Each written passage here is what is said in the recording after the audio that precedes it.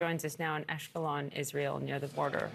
You know, Aaron, you were the one who pointed out to us the importance of those remarks from both Secretary Blinken and from Netanyahu this morning, the importance of saying those things out loud in unison. And then Clarissa's reporting there with Emily's father exemplifies that.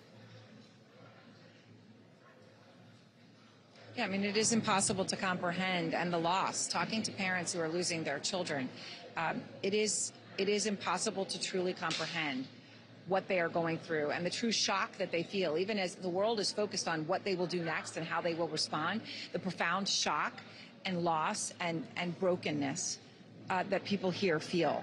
Right now, there are huge clouds of smoke over Gaza. Again, ongoing strikes throughout this day. It is now mid-afternoon here in Israel near that Gaza border, but those huge plumes of smoke from Israeli Defense Forces strikes across Gaza. Tal Heinrich joins me now. She is the spokesperson for Prime Minister Benjamin Netanyahu. And Tal, I very much appreciate your time. Looking at these images over Gaza, hearing the thuds, as actually we just heard one right now as I'm speaking to you, of explosions in Gaza. Do you anticipate this continuing at this rate, these sorts of nonstop strikes on Gaza as Israel continues to build its forces up along the border?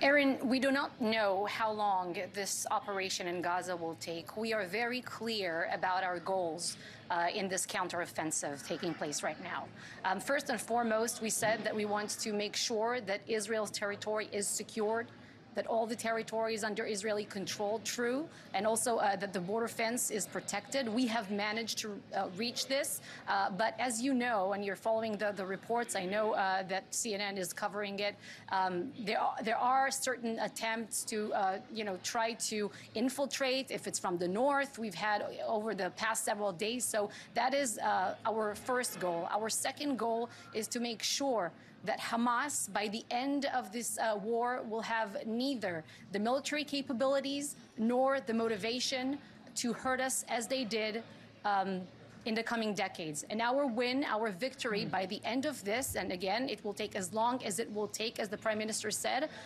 we will be remembered for the generations to come. Tal, you mentioned the north, and obviously there have been reports of skirmishes, rockets from the north. There was also reports from the IDF, right, that there have been rockets launched from Syria, and today reports of Israeli reprisals on targets inside Syria. From your understanding right now, are these opportunistic attacks coming from the direction of Syria and Hezbollah in Lebanon, or is there any coordination between any of these?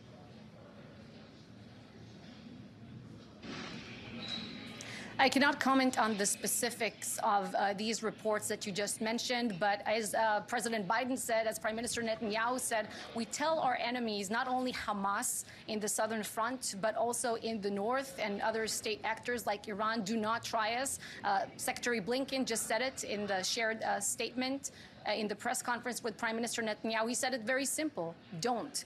And we hope that they're getting this message loud and clear, because Israel is ready, the IDF is ready. Everyone in this country either knows someone who is a soldier, knows someone who's been abducted, knows someone who's been hurt, injured, knows someone who was killed. We are a nation in deep mourning right now, but our resolve is very clear. This is time for moral clarity. Both the Secretary said it, Prime Minister Netanyahu said it, and we know what we're doing, and we're coming after them. We will make sure that they will lack the motivation to hurt us again. Tal, it has also, we understand that Israel has made it clear that there will not be electricity, there will not be fuel, no supplies for Gaza until the hostages are released. Can you report any progress on negotiations with Hamas? Because obviously there's only so long a civilian population could go without those things, without grievous loss and humanitarian crisis. Is there anything that you can tell us about the status of the hostages?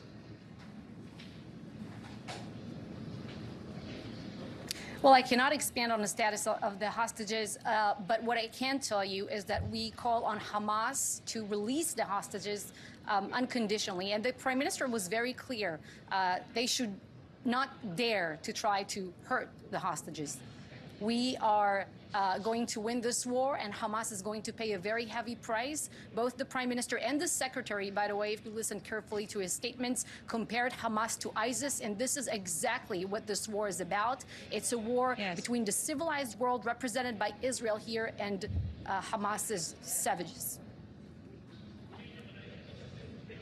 Tao, a follow to that, though, of course, Secretary Blinken also said, while he completely made those compared to ISIS and said the United States has Israel's back, he also said how Israel does this matters, that striving for a different standard and a value in human life is what distinguishes a democracy from the forces of terror that were just unleashed upon Israel. When it comes to Gaza, do you have any confidence that you will be able to distinguish between innocent people, innocent children there, and Hamas operatives if it comes to Israeli forces on the ground in Gaza?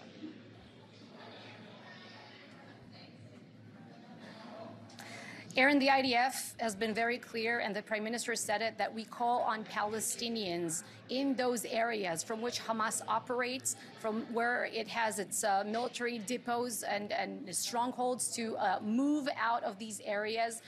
They know where these areas are. We know that they know where these areas are. We're calling on them to evacuate, and every kind of byproduct of this war is related to Hamas directly. All right, Tal, thank you. Thank you very much. I appreciate your time. Tal Heinrich, of course, as we said, is the spokesperson for the Israeli Prime Minister Benjamin Netanyahu. Poppy and Phil.